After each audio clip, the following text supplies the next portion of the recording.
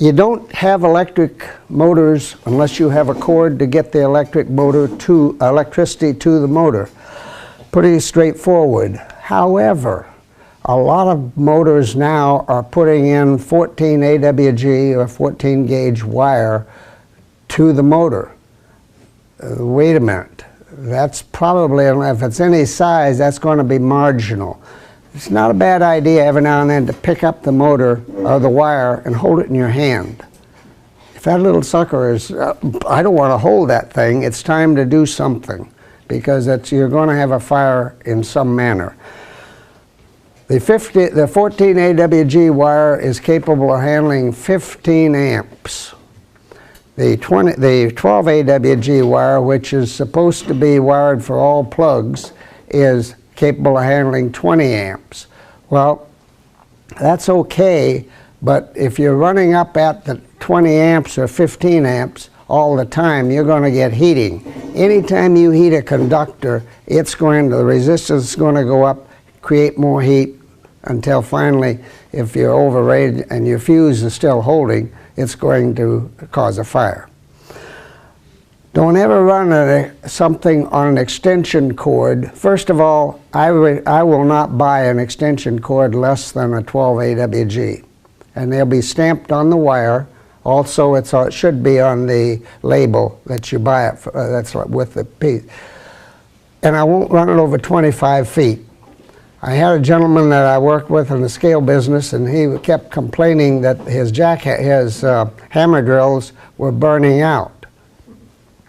I said, okay, why? And one day I was over there, and here he had two 50-foot extension cables, and they were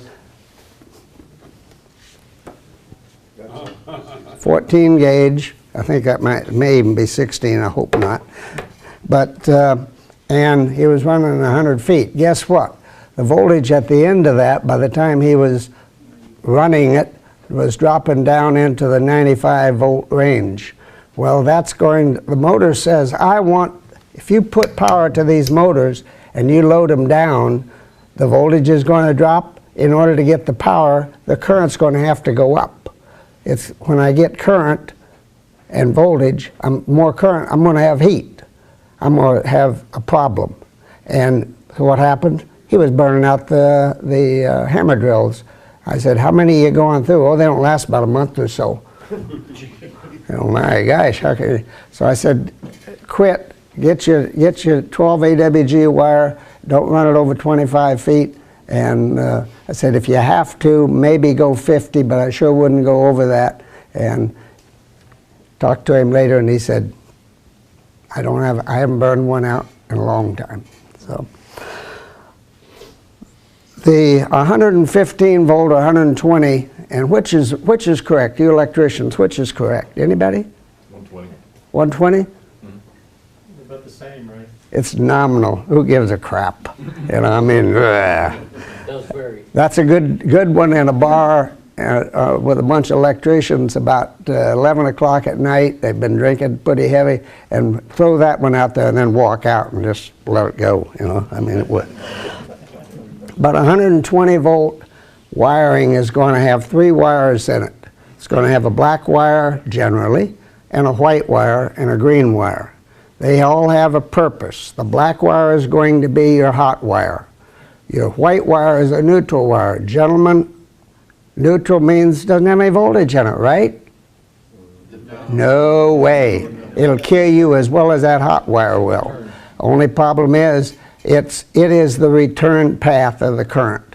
And the green wire is for your protection. It's personnel protection. We'll cover that a little bit more. This plug here, I bought at Home Depot, and I have on it, danger, do not use, danger, do not use on both ends. And the reason I done that is, you can take this, you can buy these at Home Depot, and you can wire them yourself. And I did, I bought that cable and wired them. Well, I have 4 of these, each one of them wired for a different configuration. In other words, this tells you the tester, be careful, testers are good, but not infallible.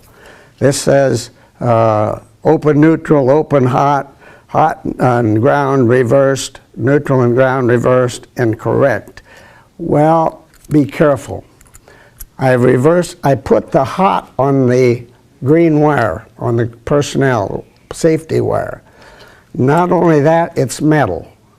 I refuse to buy one that has metal any place on the outside. Now, if I plug this in, it'll tell me that the hot and the neutral are reversed. That's not true. It's the hot and the ground are reversed. Dangerous situation, kill you type thing. First, the other thing is, what kills people? Voltage or current? Current. All right, current is the one. Doesn't take much, about 20 amps, 20 milliamps. 20 amps will fry you. 20 milliamps with over 50 volts will cause your heart. Well, no, that'll go up to 40, but the 20 will stop you from breathing. So, trying to think of what that is. Anyway, when you get older, you forget those things, so you just move on. But so with that, I suggest that you may not want to think, well, I'm going to test the wire. The old electrician, I'm sure you remember that. The electrician's method, always use the back of your hand to test if it's hot. Why? Because if you use the front of the hand, it's going to go like that, and then you hold on, that's no let go. But that's not a very smart thing either. Not smart at all. The neutral versus the ground conductor. The neutral conductor is the white wire, and it is just for that purpose, a path. The grounding conductor is for personal safety and is always a green or a bare wire. Next one, please. I already covered the circuit testers. Be very careful with it. They are good, but they will not tell you everything. You can get in trouble. In the metal end, just because it's opportunity for conduction. Sure. I mean, I grabbed that little thing right there, and why do I need a wire? I got you. Test meters. Here's a fluke meter, fluke 87. You can have a 787. You can have all different kinds. Here's another one. This is for measuring the inductance of a motor or capacitance. But any one of them, if I take this meter and I plug it in, and I'm here on AC, I say, well, wait a minute, I want to go over and measure amps. I turn it over to amps, check it, and I leave it plugged in. If you're very high voltage, i.e. 240, 110, it probably would not do it, but it might. Be careful. I wouldn't try it. And you go, oh, I forgot to put the meter on the wrong one. Go back to there. I have films that show where it physically blew the meter apart, blinded the guy, and he will have one eye that's be blind the rest of his life. You do not switch, disconnect it, you're fine. Don't just take and switch those across, particularly if you have much voltage. It's going, when you go through the ohm setting, it's not designed for that. Okay? A fuse is to protect the circuit. Has nothing to do with the motor unless the motor does not have a circuit protection. The fuse is the motor's protection at that point. So if I have a 15 amp, a motor that's going to draw, let's say the motor is going to draw 6 amps. Well, I may put a 10 amp, because that's the next size breaker or fuse I have. I can get some 7.5, but 10 amp. Okay, if I draw 10 amps, I put that motor in jeopardy, didn't I? And I'm going to have overheat it. So the fuse is for the circuit. Now, most motors, many motors, not most of them, but many motors have a little red button on them that is a thermal overload. If that is basically the motor overload for that motor. Okay, and all you have to do is reset it, reset it, reset it. How many times do you reset it before you say, ooh, there's something wrong here? 2. First time you say, okay, let's look around, see what's happening, reset it. Second time, something is, real close together. Something is wrong here. Check and see if something is binding. Third time, you better check the circuit because you've got a real problem.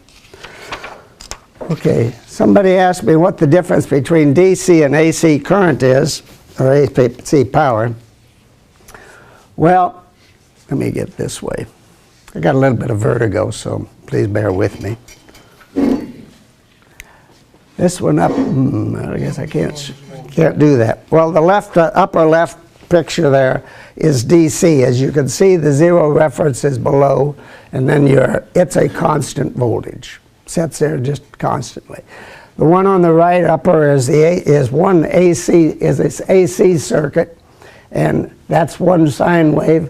There would be one hertz, okay, one complete cycle. In America, we're 60 cycles. In Europe, you're 50 cycles. If you travel, you'll find that will be a problem with anything that depends upon the frequency, and motors do. Okay, now with that sine wave, you have different things. Here, we say we have 120. We do. That's what we call average or DC resistance equivalent. That's the 120, but my peak voltage is 170.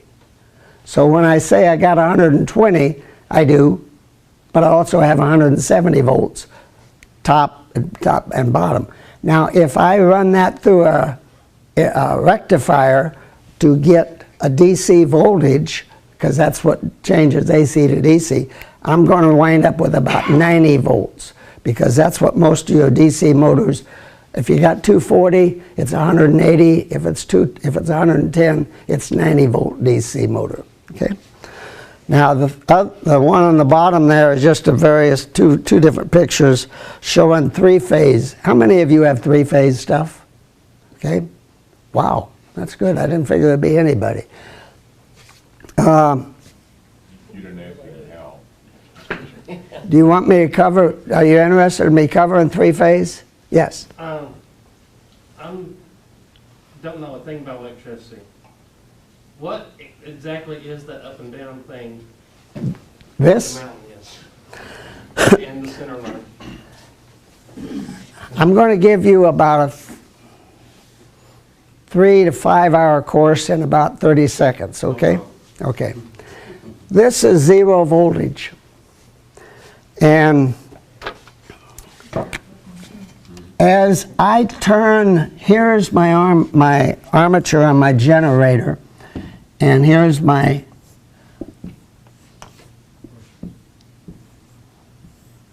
magnetic lines of force always run from north to south, and I'm turning, here's my conductor. As I put a conductor through a magnetic field, it generates a voltage in that conductor.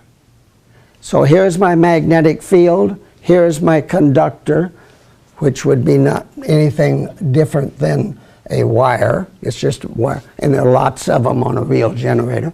I'm going to push it through there. I point my finger in the direction of the north to south. I point my thumb in the direction I am going to move the conductor, and the current is going to flow in the direction of my finger.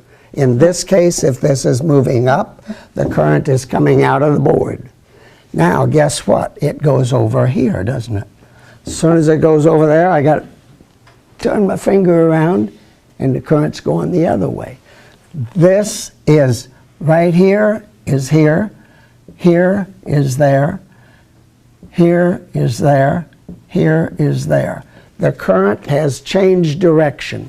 So instead of having a positive voltage, I have a negative voltage as I go on the other side. What's called alternating current.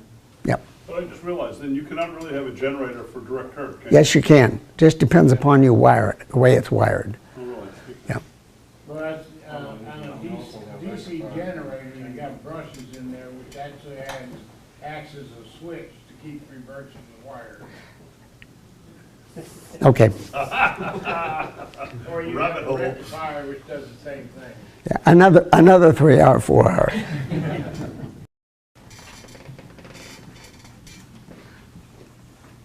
In all the way around, commentator. I'm going to put a brush here and a brush here. So anytime this is moving down, I don't care when, I am always picking up the same current flow. And anytime over here, that's a DC. That's a DC generator. It's also going to be used on a DC motor. Okay. All right. Any other questions? I'm not trying to short you on this, but whew, it's a fairly comprehensive course subject matter. Okay. Where were we? Three-phase. Three-phase is the same thing, except I have 120 degrees apart, and then I'm going to go this. And then, being as I don't have but two colors, I'll go 120. Here would be 360. Here's 180.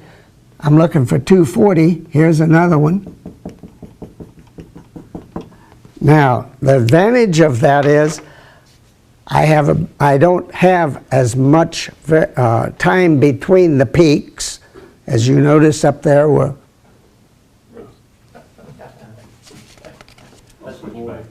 Yeah, well, That's our camera crew. oh, okay. They're not the same. I'm thinking, my God, where did I get that for that slide?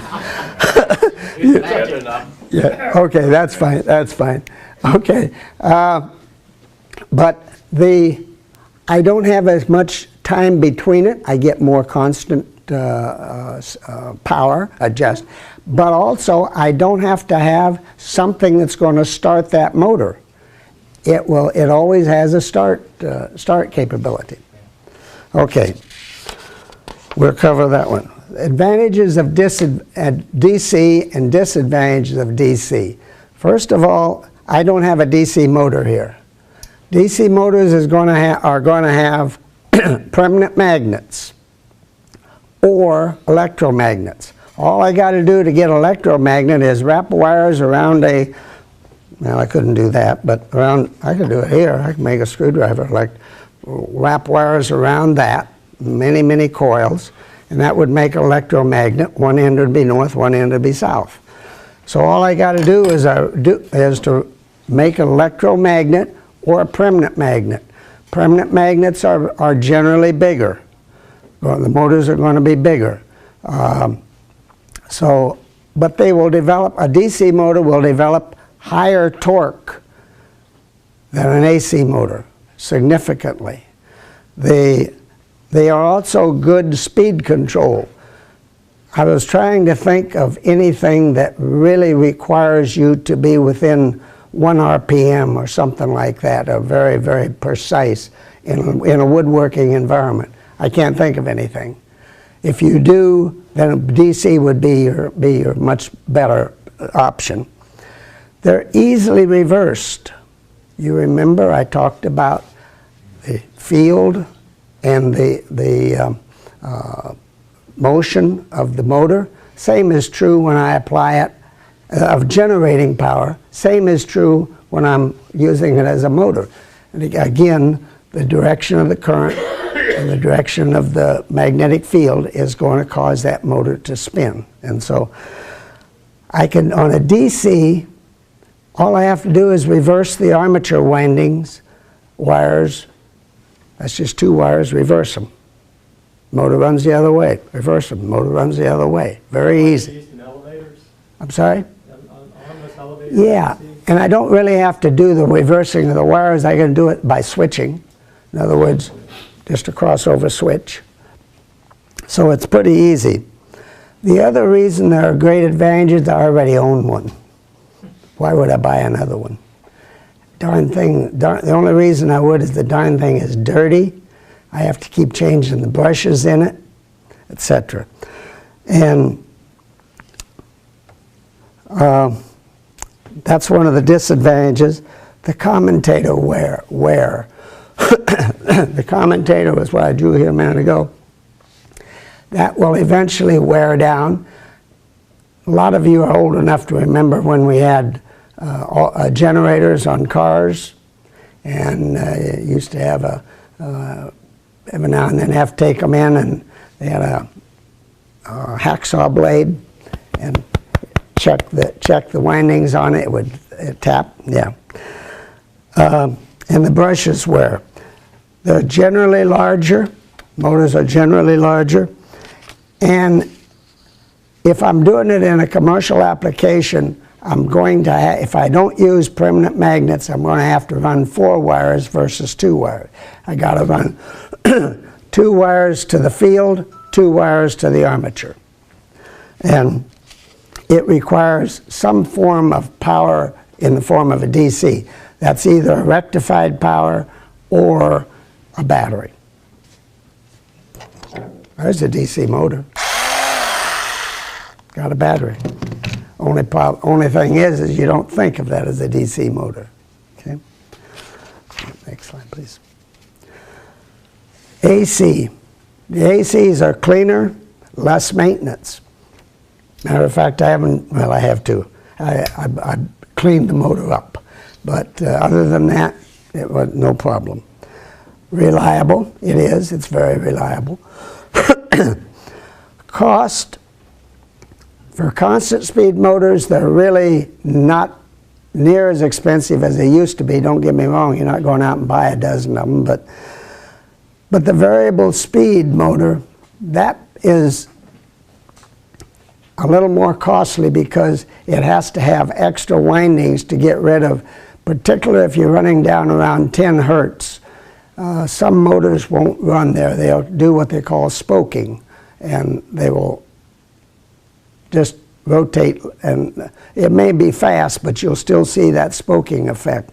And that causes heat, and so they have to have, VFD motors have to have a little more insulation, a little more cooling capability.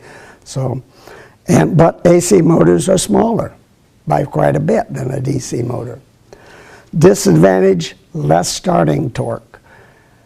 We're getting better on it than we used to be. When we first changed over to AC motors, good heavens. It was, I mean, you almost had to get I remember we used to. We had a DC motor to get it up to speed, and then you shifted it over to AC. But it does require some method for starting. And I use this as an example. If I have a magnetic, this is my armature, this is my field. If I have, so the motor stops like so, guess what? I plug it in and it isn't going to do anything. It's going to sit there and look at me. May hum a little bit, but so I got to do something. So there's several different things I can do. I can put a capacitor in the circuit and shift, have a starting winding, have starter windings in there, and shift that start by up to 90 degrees. And it will then start in that direction every time. Is there an additional winding to accomplish that? Yes, yes. And I do, but we'll get to that in just a minute. But I don't want that winding to stay in the circuit all the time. Right. Okay. Another one on, yeah. So a capacitor stores electricity and then gives it a little jolt, a little off center, and that's essentially how it works. Well, when I have the switch, the start switch closed, and power through the capacitor, it then is going to power these 2 start circuits, which is going to be shift the motor to give it a It start. does, a capacitor does not store electricity. It does store voltage. Voltage, okay. Voltage. Eli the Iceman.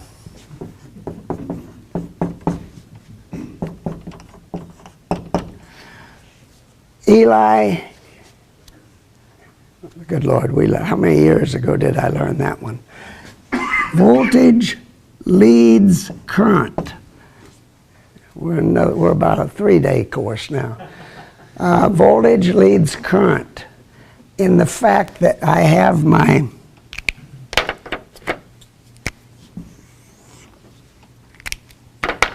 if it was ideal, I would have this situation.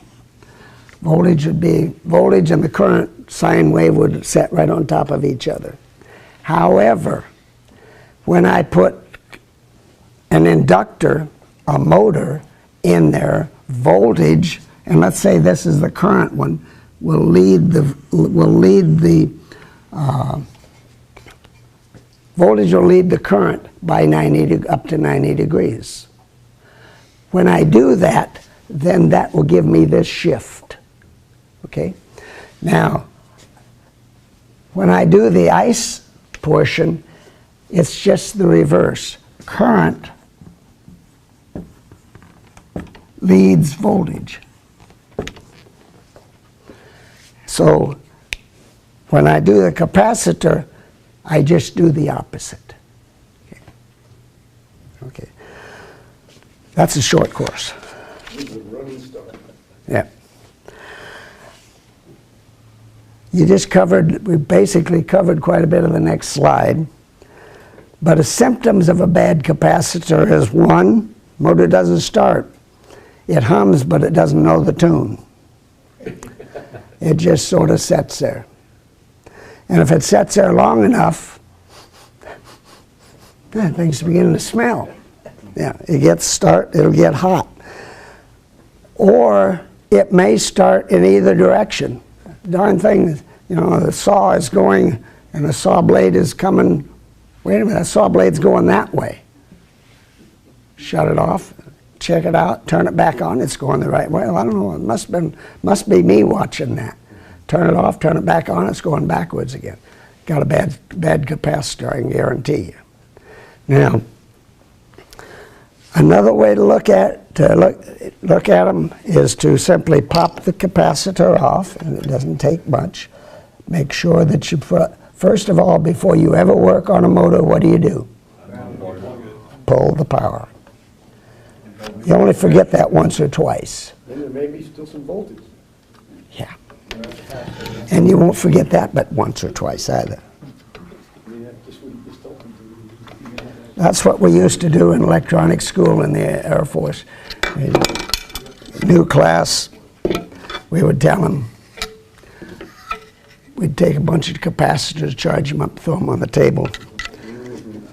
Then we'd say, get them, this place looks like a pigsty, get it cleaned up. They go around and that's a capacitor. Take a look at it. Is it bulged? Ooh, boy, it stinks like rotten, bad stuff, because it's going to stink like burnt asphalt. So now, we didn't used to have little release pressure places on these. The ones that's been made in the last probably, and again I'd say 10 years, they have which, if this bulges, it's going to bulge on this end, and it's going to take it out of the circuit. In other words, it will physically inside break the circuit in there. So there's all sorts of ways of telling that a capacitor is bad. There was a time a while back where my voice will hold out, that you would have some unscrupulous air conditioning people would come out and they would say, yeah, you got a bad compressor, that'll be $622 or whatever. And 10 minutes later, they're out the door and said, we got it in, we changed it, and it's all ready to go. Whoa, whoa, whoa, whoa. You changed a compressor in 10 minutes? I don't think so. All they done was change a capacitor. And capacitor cost about $20, maybe, depends upon what it is. And somebody made a little bit of money that day at your expense. This is what you would do if I said about reversing the direction of the motor. An AC motor, or did I get to that part? Oh, only replace, if you have one, make sure that you replace it with the same capacitor. You can buy a capacitor, it's a run capacitor, or one for a different motor. Make sure the microfarad rating is the same, and make sure that it's physically will fit in the container. This last summer, because it was so very hot, a lot of the air conditioners had capacitor problems because they overheat. They're mounted inside that little thing at the air conditioner. A motor capacitor will be labeled volts AC, VAC, where polarity doesn't matter, but capacitor used in electronics has a plus and minus, and you do not want to substitute because it will not take reverse voltage. Those are called electrolytic in electronics, and there's a different, well, the symbol is different, but electronic symbol is different. But you're absolutely right. But you're not talking generally about something this big for electronics, but might. But you're right. Okay, if when you get it wired back up, and you have said, okay, everything is fine. This one tells me it's going to turn one direction or another, and it doesn't turn that direction. Just reverse these two leads. Yeah. No, you got to put the capacitor on the other side of the winding. Just reversing those two leads won't do it. It does on this motor. Thank you, sir. Appreciate that. It does on this motor. It says so right there. Okay. Okay. There's another one. A shunt motor is one that's hardwired. You can't do anything with it. It's made that way. Okay. Some motors have two capacitors: a run motor, a start capacitor, and a run capacitor. The start capacitor will drop out, and when the cutout switch drops it out, and the run capacitor will stay in the circuit for the whole time. Run capacitor is mainly to provide more efficient running operation for the motor. It also will help some for if there's load drops, if the load increase. Okay, not much so.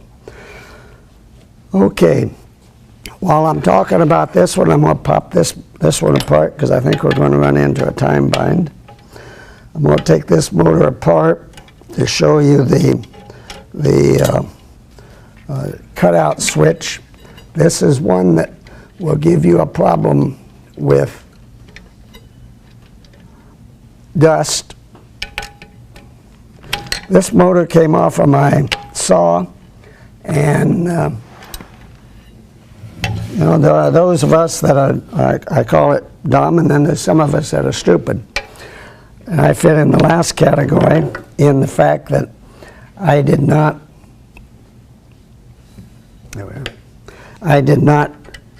put some lubrication. This happens to be a bearing motor, and I didn't notice that. And so I wound up running a bushing motor, and I wound up running the bushings dry, and it got harder and harder. It got more and more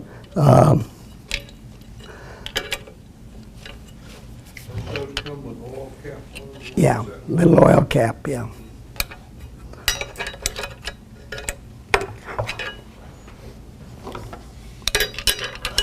But the cutout switch in here happens to be one of the things that if it doesn't cut out, it will keep the start windings in, and if the start windings stay in, it will overheat the motor.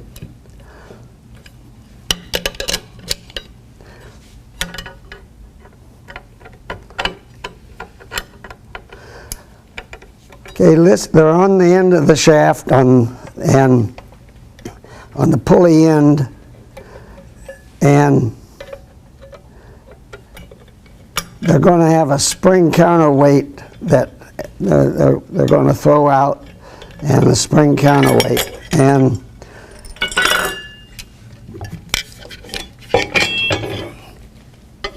we'll get to that part in a minute. But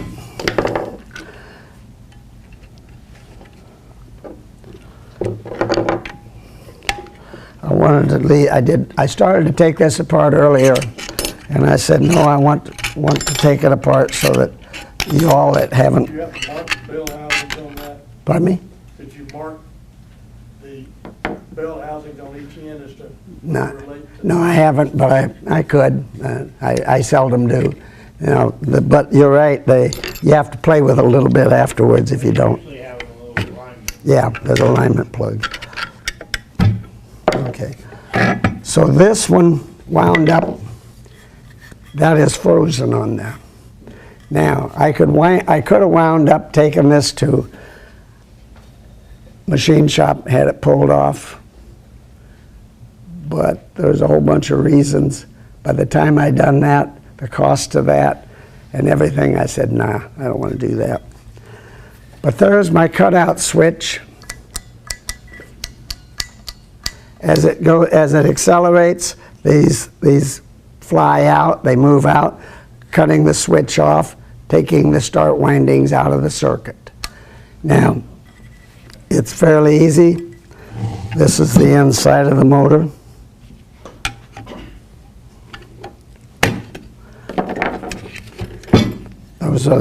This is your thermal overload. Oh, I'm sorry. I'm not used to having this. This is the thermal overload, and it resets itself. Okay. Okay. Now these are called finger mashers. You're putting it back together, and it'll mash your finger pretty well. It'll do a good job on it. Now, when the motor starts, listen to it. If it has a capacitor on it, listen to it. At about 25%, and that's going to come quick, you should hear a click, and it drops the starter windings out. When it comes back down, about 75%, I'm sorry, about 75%, 65 to 75%. As it is coming back down around 25%, it should click again. In other words, it closes those starter windings back. Okay?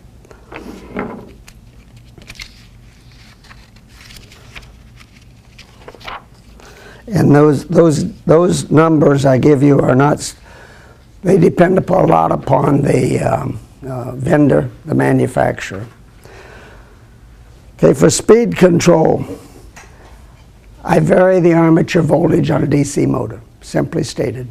I don't care what else. If we don't even address the field at this time, that's another subject. But the DC drive, you've got to have a DC drive, and the DC drive will vary the voltage as you tell it to increase or decrease speed. Voltage is balanced by the counter electromagnetic force. We're not going into that either, but that is what, when I say, okay, go to speed 50%. 50%, I now have more requirement to increase, then counter electromagnetic force is going to come back and say, okay, when I get to 50%, the two of them balance out. That then means that I'm having as much resistance as I do increase. And that's what's happening on the lathe? Like, I mean, that's a good example of a tool that's No, variable. not really. I'm sorry. This one here is no belt. You change the belts. Okay. This one, it's easy to tell. If you have a variable frequency drive, in other words, you have an inverter, meaning you're going to change AC to DC, you're going to have cooling fins. If you'll notice, you got metal cooling fins here. that will basically tell you that you have a DC, you're changing AC to DC and then inverting it back to AC at a different frequency, adjustable frequency. Okay. Okay.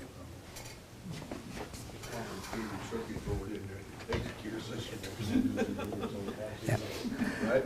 Pardon me? There's a complicated circuit board in there that takes care of all. Yeah, you don't go there. Yeah.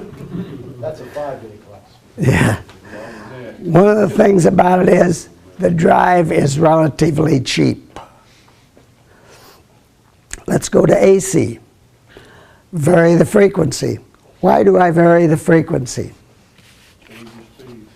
I want a different speed, and I'll get to that in the next slide. But I'm going to, by varying the frequency, I can change the speed. By varying the voltage to the armature, if it's a universal motor, like this one is, then I change the speed. Variable frequency drives cost more. When the first variable frequency drive that I ever was part of purchasing was about $18,000 for a 5-horse motor. Allen Bradley 1334. Wow. No one's going to pay that kind of money for very, very much. Well, now you can buy easily a 10-horsepower VFD drive motor. Again, Allen Bradley 1336, etc., for probably less than $150. So they've come down a lot. Okay. Yeah. Next slide. I talked a minute ago about I want to change the speed on a variable frequency drive. First of all, on a non-variable frequency drive, first of all, to find out what the synchronous speed of the motor is, I do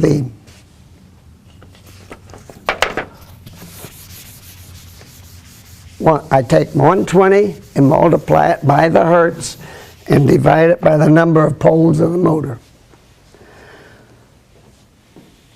4-pole motor, you're going to have 1800 RPM. 2-pole motor, you're going to have 3600. Now, one of the problems with that is you're not going to have that. That's actually the RPM that the synchronous or the rotation of the magnetic field is actually happening.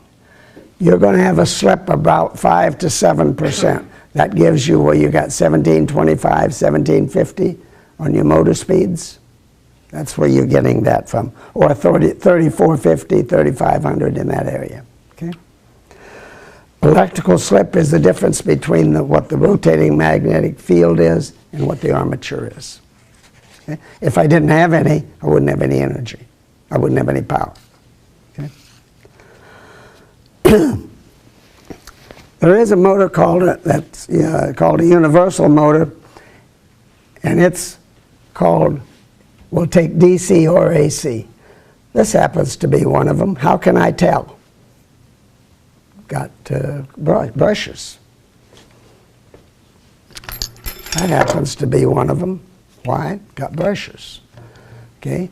Both the field and the armature are wired in series. Doesn't make any difference to you, but I can run them on AC or DC that way. They're generally not. You're not probably going to find one unless it's a sync motor, but you're not going to find one that's in a 100 horsepower or something like that. But the problem is you're going to have brushes on them. No other way.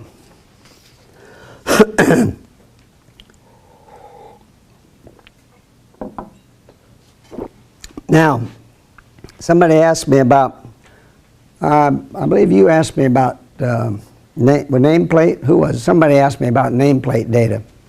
Well, I'm going to cover a little of it, but also I got a handout here that has and anyone to please take one if you wish.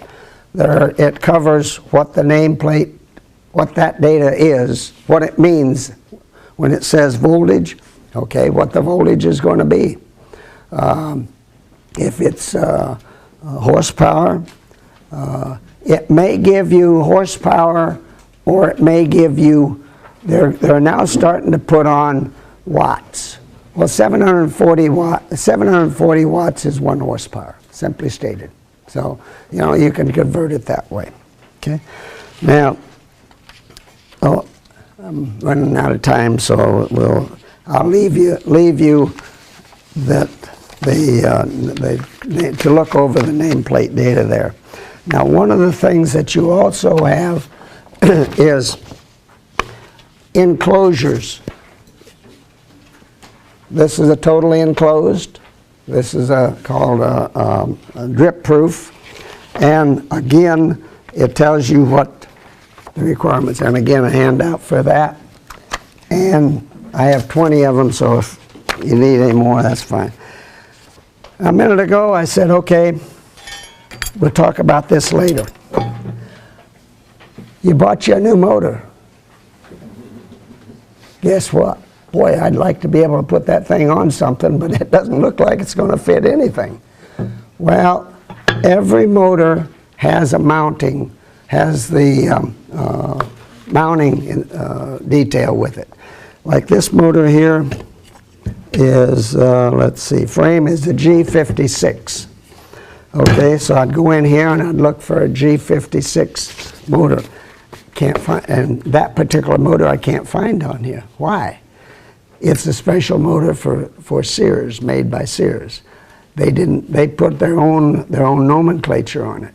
However, if you buy a Bell-Door or something else, some other motor, they will have, by requirement, they will have motor size on it.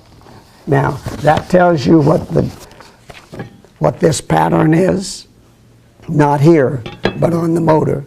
If it's a detached, then it isn't. That's the reason this G56 is here. It's a detached mounting. Okay. Okay.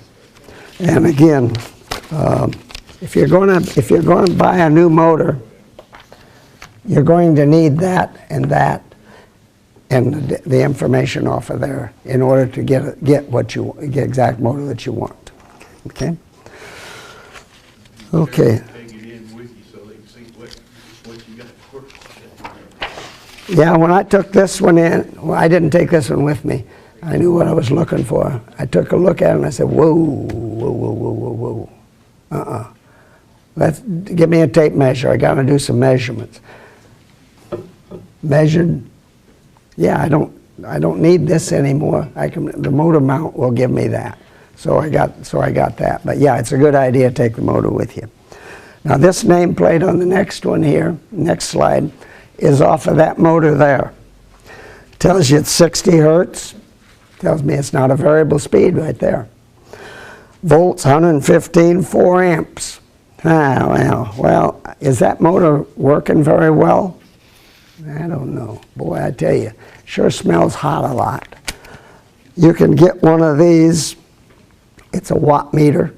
They're about, I think they're less than $20.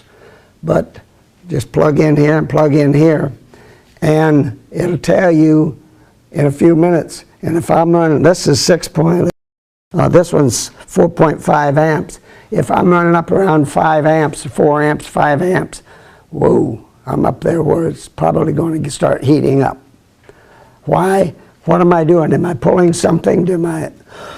Excuse me. Am I pulling something that is going to give me I can fix? In other words, I got bad bearings in what I'm trying to drive or whatever. Okay? Do some motors operate at just standard 200 degrees? I mean, their normal operating temperature is hot? I judge a motor this way. If I'm going out into the field and I'm not in a real air conditioning environment, a real cold environment, I will walk up to it and I'll do that first, make sure it's not too hot, and then I'll go and I'll put my hand on it. If I can put my hand on it, fine. I've seen motors that you couldn't even put that, and boy, I tell you, those are the ones that usually are going to be smoking before very long. Okay. Again, we see on there 1720 RPM. Well, that's a 4-pore motor, I know that. Phase, single phase, meaning it's not the 3-phase. And you ask about the 2-phase motor. 2-phase motors were basically around the turn of the century up to about 1920 not this, 1920, yeah. They shifted the power by 90 degrees to get the second phase. It really wasn't a balanced phase power, but they shifted it by 90 degrees. But they don't make them anymore. They do. You have 3-phase. Why do I not have 3-phase or 5-phase, 7-phase, 9-phase? Repetition? I don't need it. Not only that, I'd have to have a winding for each one of them. I'd have to have a motor this big for my electric shaver, you know. Yeah. Okay. Somebody asked me about what the service factor was. Service factor is going to be listed on the nameplate. Service factor is a rating electric motor that is a multiplier that indicates how far beyond its official or nameplate power rating a motor can be driven before overheating.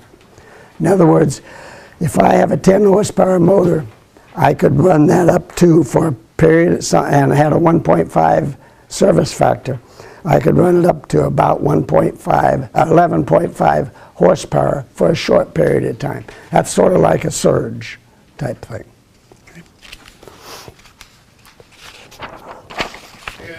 Yes. Mind if I interject something? Not at all, please do. If a motor is not running at its rated speed, it's going to heat up. Like on a table saw, you got a dull blade, you're trying to force a cut, you're lugging down the motor. As the motor decreases in RPM, it's going to get hot, it's going to overheat, and you're going to burn it up. Because the motor is also a generator, and while a motor is running, it's generating a current in the opposite direction of what you're applying. And if there's no load on it, it kind of balances out and is drawing very little current.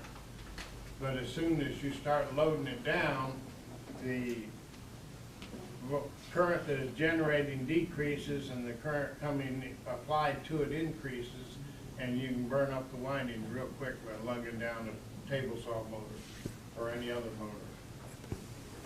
Very true, very true. Somebody asked me about power factor. Power factor is nothing more than, we get back to the 2 curves. Let's say that's voltage. Again, the ideal would be laid right over the top of it. Power factor,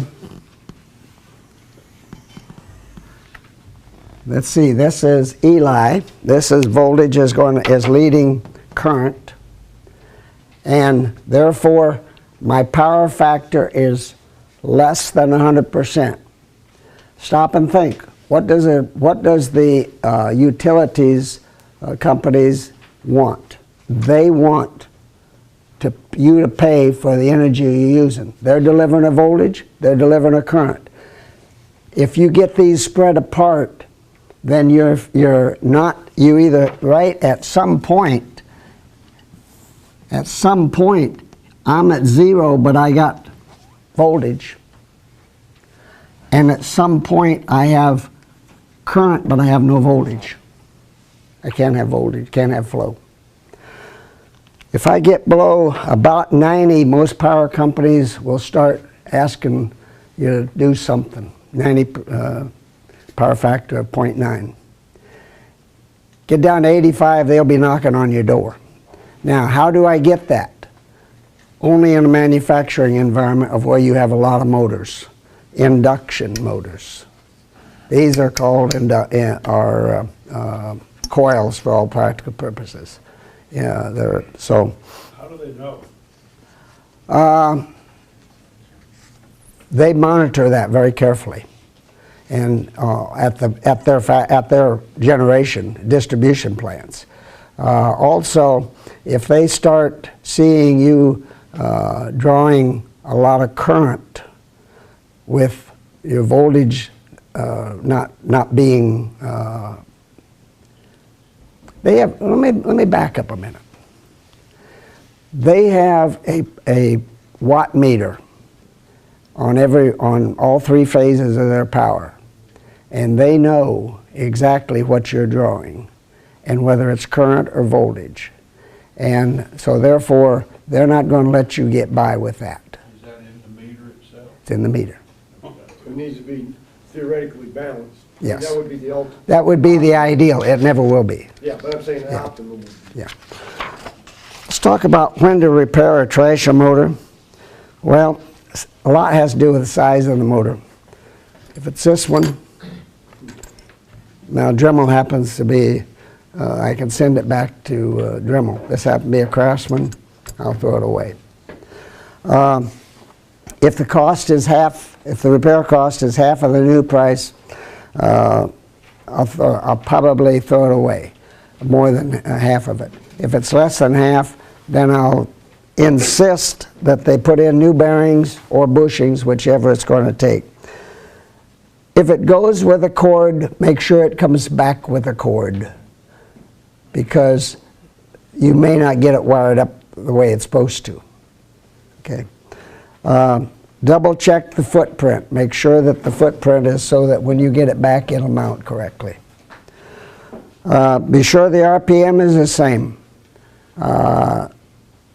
This is a 3400 RPM for the table saw. I would have suspected it 1700. Well, but by the time you look at the belt reduction, that explains why it's why the 3400. Why did it fail? Was it the wrong application, i.e. open versus closed? I'll tell you in a moment. I cleaned that up. That was completely packed up with dust. It would hardly move. Okay. Do you need high torque for starting? Then you're probably going to need a DC motor. What was the amp draw versus the rating? Again, if you don't have any idea of that, was motor running hot? Was it adapted for variable speed by a TRIAC or SCR device? That then means it's going to, if you have taken, you can get, they call it three-phase power out of a single phase by taking TRIACs and firing and SCRs and firing them in the late half of the cycle. But it's going to spoke on you, and particularly if you load it down, it's going to spoke. So, or does it just not start? Then you have a start capacitor problem. Okay.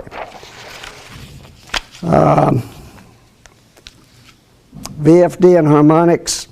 If you have a VFD like that one is, you're going to generate fifth harmonics, guaranteed. Ballast lights generate third harmonics. What are harmonics? Harmonics are multiple of the base harmonic, 60 cycle. So third harmonic is 180 hertz, fifth harmonic is 300 hertz. Symptoms, if you have large motors, computers will reboot. Equipment does strange things. In other words, other equipment starts to lose data, stuff like that. Printer will cycle. These things can happen in your home too. Don't get me wrong, I'm talking about usually you think of these happening in a big manufacturing plant. They can, but probably aren't going to happen if you're talking about a half-horse motor or something like that. Okay. Okay, sorry I've tried to give you a lot of information in a hurry.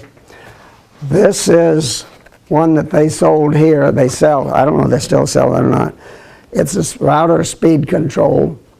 It says very specifically, must be used on a universal motor. So all this is doing is varying the voltage to the armature. Simply, that's all it is. It's a rheostat, adjusting the voltage to the armature.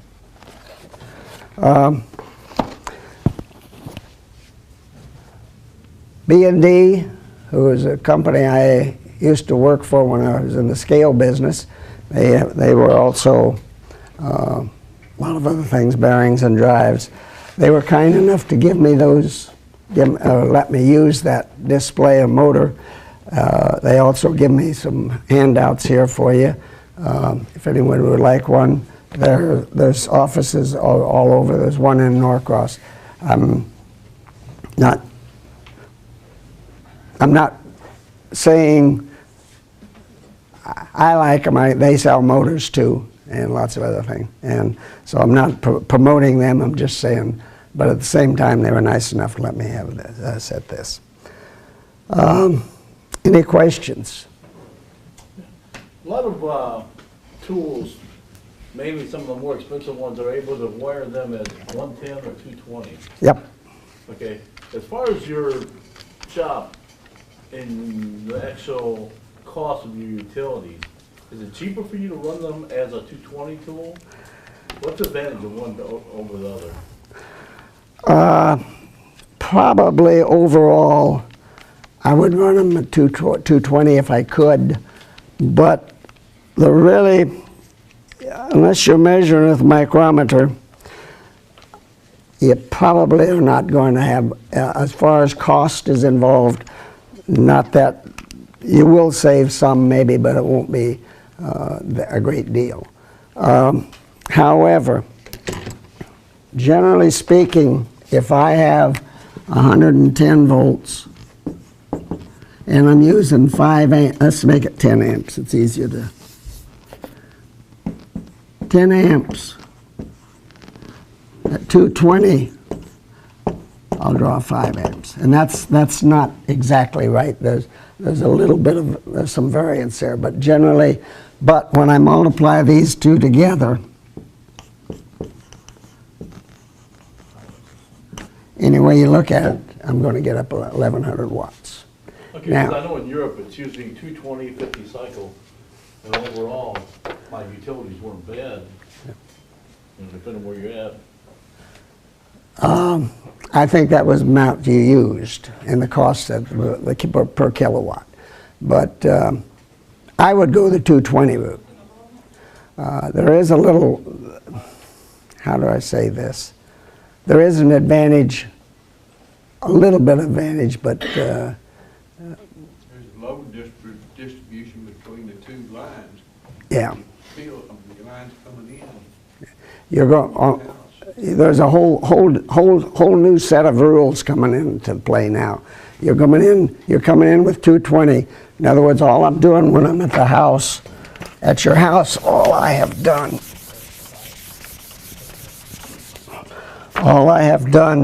is I brought in 2 lines to a neutral. This one has this phase and this one has that phase. They're the reverse. You're splitting it. They split it. Now,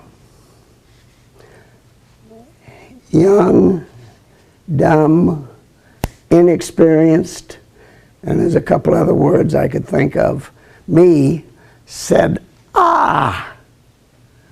good heavens, I'm going to run a cord out here, and I'm going to come off of here, and I'm going to come off of here, and I'm going to put, let's see, I could put a plug here and a plug here, and I could run stuff off of that. Well, if I can do that, then I probably could take this and do that. And the next thing that I wound up with 220, thinking I had 110 wired to 110 plug. And my learning curve went just about like that. It didn't take me but one time to figure out that that was not where I needed to go. But that was many years ago and not too far away. Would the tools themselves be more, would they work better? I've always read that they would work better at 220. They are designed to be able to, when I talk about voltage, I have to keep in mind that if this was a dry room and I walked up and touched your ear, bam, it's going to spark, right? Voltage is going to cross across any insulator All I want to do is guarantee that at 220, I have enough insulation, so that motor is guaranteed to be able to handle, by insulation purposes, particularly, 220 volts. I prefer to run at 220 if I had. It can be either 110 or 220, actually it has two windings in there, and each winding is rated for 120 volts, and if you hook them in parallel, it's 110. If you hook them in series, it's 220. True. But I'm not gaining anything more other than I'm using the other set of windings. Well, it's using all of them anyhow. Yeah. It's just whether they're in series or parallel. Yeah. Most So- of them say you had to run another line. Yeah. Which would you prefer to run, 220 or 110, Jack? Pardon? Which would you prefer to run, 110 or 220? Well, if you're running on 220, your extension cord only has half the current going through it, so it's not going to heat up as much. That's true. Hadn't thought about that one. So it's much safer on your wiring and everything to be drawing less current, because it's current that heats up a wire and causes Sure. bad connections and everything, not the voltage. Yeah. I have never run an extension, a 220 extension cord for something, though. I hadn't thought about that. Yeah. I have a little 8-inch Craftsman table saw, Mhm. and when I turn it on, the blade slightly kind of jerks back, and then it just hums. It doesn't move. Then I start to smell burning, like you were talking about. So it sounds like it might need a new capacitor. Yep. Almost guaranteed. Take a stick. I was going to say take and spin, but take a stick and give the wheel a spin. The blade. It has. And does it run It has then? pulleys on both sides. So the side that doesn't have the belt on it, Okay. I tried to spin that to get it going, but it wouldn't. It wouldn't run then? Uh, Okay, then it may not be the capacitor. Wrap a cord around the spindle. so Yeah. take the belt off. No, take the blade. Do that, you're Take the going to blade get in off. trouble. That's dangerous. Well, Yeah. Don't, and then wrap the other end around your finger. Yeah. But if I, I don't think, if it won't run either way after you give it a spin, it probably is not I the, was mentioning that earlier about the back EMF, because I know somebody who burned up 3 small table saws like that because it was too cheap to go get his blade sharp. yeah. Let me mention something about a carbide blade. It They may, went to Jack like that. it may feel sharp to your finger, but it's actually not sharp to the wood. Because let's take one little piece of carbide like this in your blade, and as it gets dull, it wears off here. To your finger, you're still feeling this sharp edge right here. But when that's going into the wood, instead of being a sharp edge facing the wood, it's a rounded edge facing the wood. So it still feels sharp to your finger, but it's not sharp and it needs to be resharpened. But these Frug, the bright reddish orange blades you can buy at Home Depot, you can buy a blade, new blade as cheap as you can get it resharpened. So.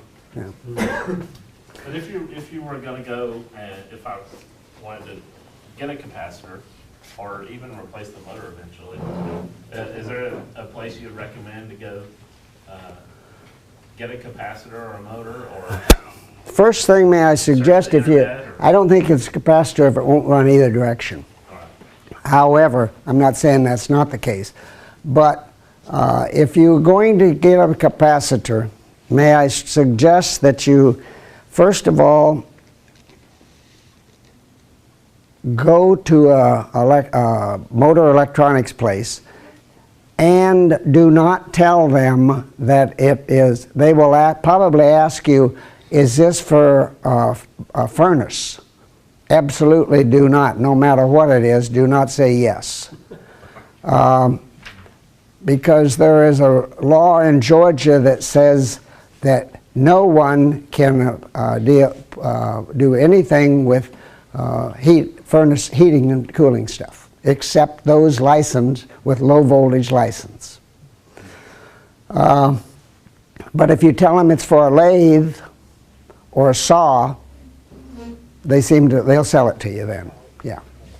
You have a voltmeter, Yeah, a lot of all right, you put an ohms, put it across the capacitor, and you should see the meter move and then come back. If it doesn't do that, the capacitor's either open. If it shows a short, then of course it's short. You'll see your movement in the meter if it's, you know, if it's open, you'll see absolutely nothing, or you'll see that it's been short. And then my dad saved a whole pile of old motors. So They sell pretty good now.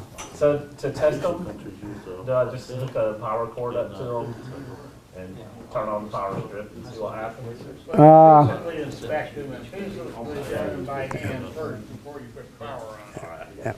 And look at the plate, maybe one of those motors will match. Yeah, that's what I'm thinking. Yeah, you You may have the. want me to take a look at that one? I've got a motor here. I don't know what's wrong with it. I know the on-off switch is pushed on the inside in here. If somebody wants to take this and play with it, I'll take it. I'll fix it for you. I got, if you fix it, we'll raffle it off sometime at one of the meetings. I'll say, I'll put it this way, I'll look at it for you. Let me, Tell you what's hot, too. if it requires a new motor, you're on your own. Any other questions? No? If you're shortening the pamphlets or whatever. Thank you. All right.